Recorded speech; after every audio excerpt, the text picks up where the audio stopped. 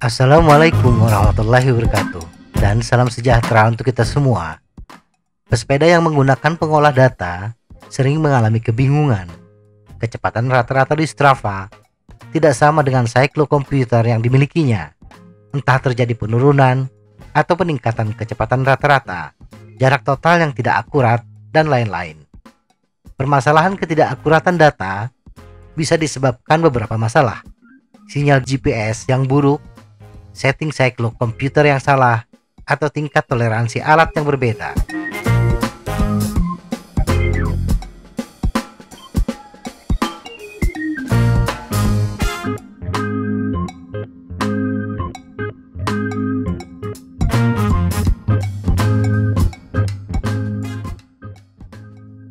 Kecepatan real time. Kecepatan real time adalah kecepatan saat sepeda berjalan. Kecepatan ini sama dengan speedometer pada kendaraan bermotor. Penghitungan kecepatan berbasis sensor kecepatan akan lebih akurat hasilnya dibandingkan kecepatan berbasis GPS seperti Strava, bila kita akurat menentukan keliling atau diameter ban yang diminta. Siklokomputer akan menghitung waktu yang dibutuhkan dalam satu putaran roda, dan untuk mendapatkan kecepatan saat ini, keliling ban dibagi dengan waktu satu putaran roda.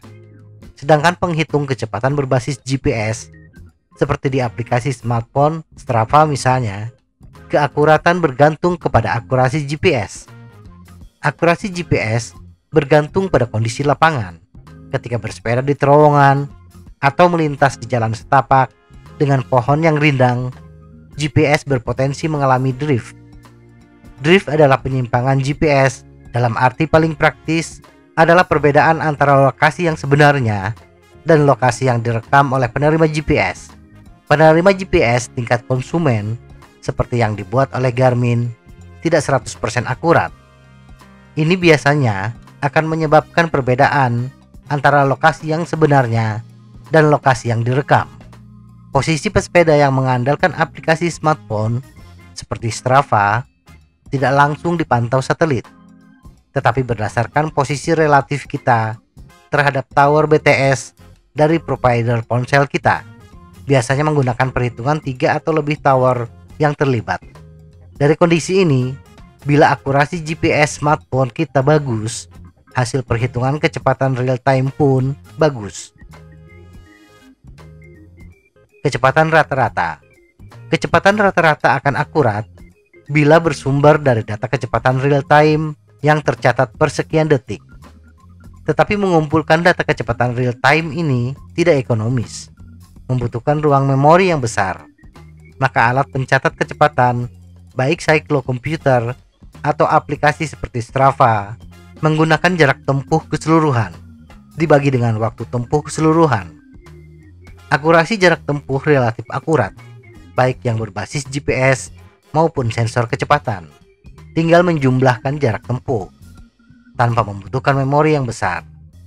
Permasalahan keakuratan muncul berkaitan dengan waktu tempuh, khususnya menentukan kriteria waktu berhenti, yaitu waktu yang tidak dimasukkan sebagai jumlah waktu tempuh. Sebagian besar siklokomputer memiliki fungsi mulai dan berhenti otomatis, tergantung bagaimana kita menentukannya. Biasanya waktu yang tercatat pada kecepatan di bawah 5 km per jam tidak dimasukkan sebagai waktu tempuh total, sehingga tidak mempengaruhi kecepatan rata-rata. Dalam bahasa gampangnya, argo waktu tidak naik. Nah, permasalahan muncul bagi penghitung kecepatan berbasis GPS. Sinyal GPS yang tidak akurat, terutama dalam kecepatan rendah dan kondisi lingkungan yang tidak mendukung, seringkali penghitung kecepatan menganggap pesepeda berhenti, sehingga waktu yang berjalan tidak dimasukkan sebagai akumulasi waktu tempuh. Ini yang menjadi penyebab kecepatan rata-rata lebih cepat dibandingkan kondisi sebenarnya. Nilai kecepatan rata-rata yang berbasis GPS akan lebih akurat bila kita tidak banyak berhenti dan sinyal GPS tidak mengalami gangguan. Semoga informasi ini bermanfaat. Tetap sehat. Salam goes.